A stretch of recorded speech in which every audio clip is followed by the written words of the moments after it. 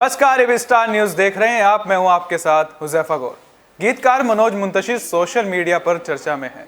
उनकी एक कविता को लेकर उन्हें ट्रोल किया जा रहा है। लोगों का कहना है कि उन्होंने रॉबर्ट ले जेवरी की कविता कॉल मी का हिंदी अनुवाद करके अपने नाम से छपवा लिया। सोशल मीडिया ट्रोलिंग के बीच कुछ लोग केसरी फिल्म में उनके गाने तेरी मिट्टी पर भी सवाल उठा रहे हैं। अब इस पर मनोज ने जवाब दिया है। उनका कहना है कि लोग उनके साथ ऐसा इसलिए कर रहे हैं क्योंकि उन्होंने मुगलों के खिलाफ वीडियो बनाया था। मनोज मुंतशिर इस वक्त सोशल मीडिया पर ट्रोल किए जा रहे हैं। उन पर एक अंग्रेजी की कविता कॉपी करने का आरोप है। इस बीच लोग उनकी दूसरी रचनाओं पर भी शक करने लगे हैं। उनके केसरी फिल्म के फेमस गाने तेरी मिट्टी को लेकर कहा जा रहा है कि यह भी पाकिस्तान का देशभक्ति गीत है, जो कि 2005 में आया था। एक इंटरव्यू में मनोज मुंतशिर ने बताया, जो लोग ये आरोप लगा रहे हैं पहले वीडियो देख लें। इस वीडियो को केसरी रिलीज होने के कई महीने बाद अपलोड किया गया था। मनोज कहते हैं, आपकी जानकारी के लिए बता दूं कि सिंगर भी पाकिस्तानी नहीं बल्कि हमारे देश की है। उनका नाम गीता रबारी है। आप उनसे भी पूछ सकते हैं। गीता को मैं पर्सनली जानता हूं। उन्होंने हमेशा मेरे काम की तारीफ की है। मनोज ने कहा कि अगर यह साबित हो गया कि तेरी मिट्टी गाना किसी भी गाने की कॉपी है तो मैं हमेशा के लिए लिखना छोड़ दूंगा। मनोज का कहना है कि लोग इसलिए ये सब कर रहे हैं क्योंकि उन्होंने मुगलों के खिलाफ वीडियो बनाया है। हालांकि कुछ वक्त पहले पाकिस्तान का एक वीडियो वायरल हो चुका है। इसके लिए कहा गया था कि ने मनोज का गाना ही गाया था। बात करें कविता की तो मनोज पर जो कविता कॉपी करने का आरोप है वह 2007 में आई किताब लॉस्ट लव से है। सोशल मीडिया पर लोगों ने मनोज की कविता और ओरिजिनल कविता को शेयर करके उन्हें ट्रोल किया है। बॉलीवुड के महानायक अमिताभ बच्चन इन दिनों टीवी शो कौन बनेगा करोड़पति 13 को होस्ट कर रहे हैं। इस शो में अमिताभ जहां कंटेस्टेंट से काफी रोचक सवाल पूछते हैं तो कभी कभी वो खुद भी शो में आए कंटेस्टेंट्स के सवालों का जवाब देते हैं। कंटेस्टेंट के सवाल हमेशा अमिताभ के पर्सनल और प्रोफेशनल लाइफ से जुड़ा होता है। हालांकि खुद अमिताभ भी अपनी फैमिली और काम को लेकर दिलचस्प किस्सा सुनाया करते हैं। हालांकि इस बार बिग बी ने अपने बच्चों अभिषेक बच्चन और श्वेता नंदा की परवरिश को लेकर अफसोस जाहिर किया है, क्योंकि वो अपने दोनों बच्चों का बचपन ना एंजॉय कर पाए और ना उन्हें बढ़ता हुआ देख पाए। केबीसी के मंच पर गुजरात की कथक टीचर नर्मदा शाह के सामने अमिताभ ने स्वीकार किया कि उन्होंने अपने बच्चों को ज़्यादा समय नहीं दे पाए। अमिताभ को अभिषेक और श्वेता के बचपन को याद करने का अफसोस है। अमिताभ शो में कहते हैं कि जब मैं काम के सिलसिले से बाहर जाया करता था तो अक्सर वो दोनों सोते रहते थे। जब वापस आता तब भी वो सोते में ही मिलते। इसका कारण ये था कि मेरा हमेशा देर रात को वापस आना और जाना था। अमिताभ आगे कहते हैं, मैं सुबह जल्दी घर से निकल जाता था और देर रात घर पहुंचता था। अब उन दिनों को याद कर बुरा फील होता है कि मैं उन्हें ज़्यादा समय क्यों नहीं दे पाया, उनको बढ़ते हुए क्यों नहीं देख पाया, उनका बचपन एंजॉय नहीं कर सका। आपको बता दें कि एक इंटरव्यू में अभिषेक ने कहा था कि उनकी माँ जया ने श्वेता और अभिषेक दोनों बच्चों को एक सामान्य जीवन दिया है, क्योंकि उनके पिता अक्सर शूटिंग में बिजी रहा करते थे।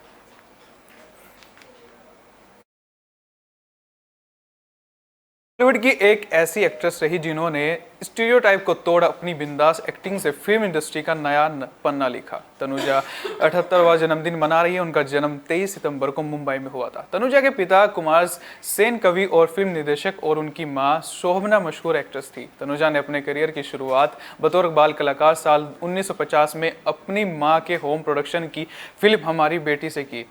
इस फिल्म से तनुजा की बड़ी बहन नूतन ने भी एक्ट्रेस के तौर पर शुरुआत की थी। 13 साल की उम्र में तनुजा पढ़ने के लिए स्विट्जरलैंड चली गई थी, जहां उन्होंने अंग्रेजी, फ्रेंच और जर्मन भाषाएं सीखी। कॉलेज लाइफ में ही तनुजा को फिल्म का ऑफर मिला था। कहा जाता है कि तनुजा की मां ने उन्हें लॉन्च करने के लिए 1958 में छबीली नाम से कॉमेडी फिल्म बनाने का फैसला किया।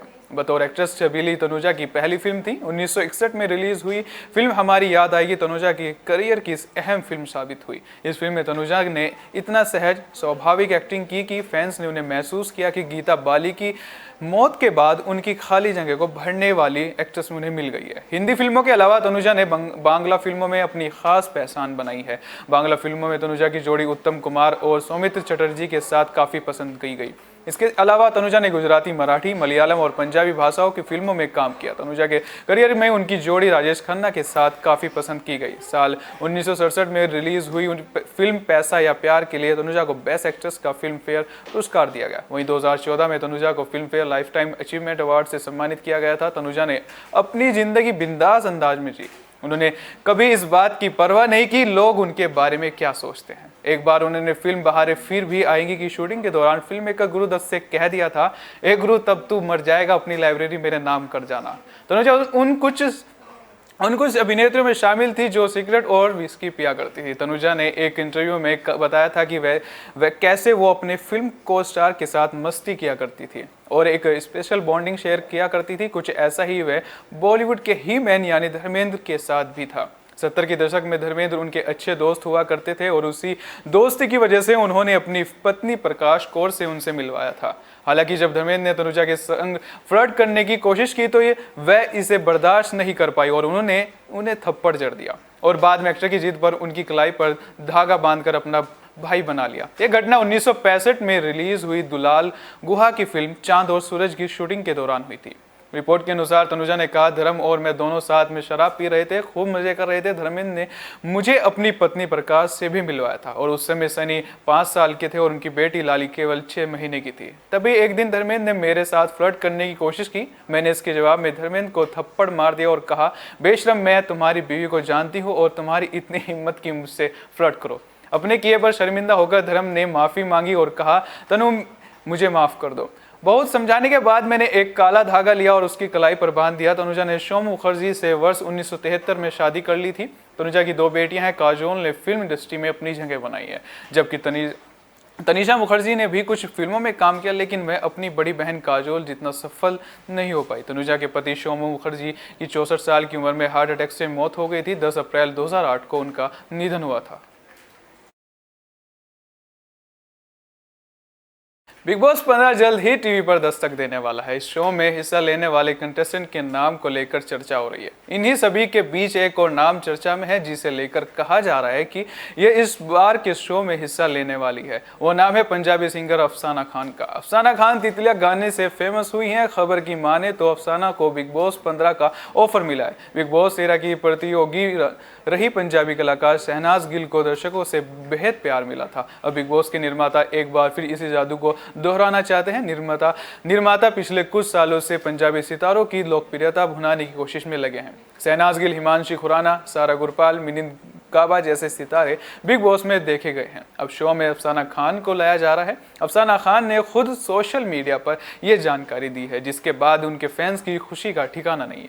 उन्होंने इस बारे में दावा किया है कि वह अपने साज के साथ हिस्सा लेने वाली है। बिग बॉस के घर आने के लिए अफसाना खान अपने साथी साज के साथ मुंबई के लिए निकल भी गई है। बिग बॉस 15 3 अक्टूबर से सोनी टीवी पर शुरू होगा। इस शो के पहले प्रतियोगी के रूप में बिग बॉस OTT में नजर आए प्रतीक सहसवाल भी होंगे। अब उनके बाद अफसाना खान का नाम सामने आया है। इस बार का शो जंगल बेस्ड है, जहां प्रतियोगी को कम से कम सुविधाएं दी जाएंगी।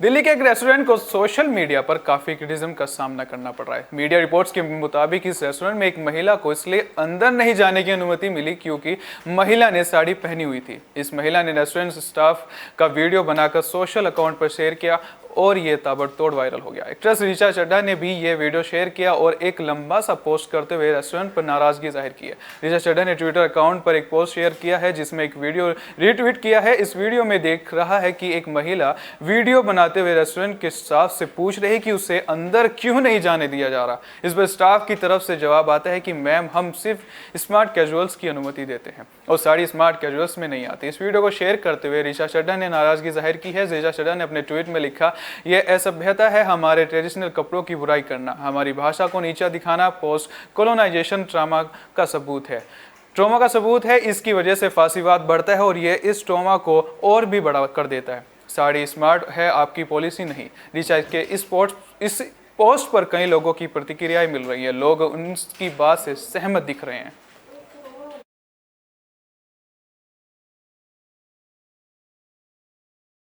कहने को तो हम भारतीय हैं, पर हरकतें और काम फिरंगी बनने के करते हैं।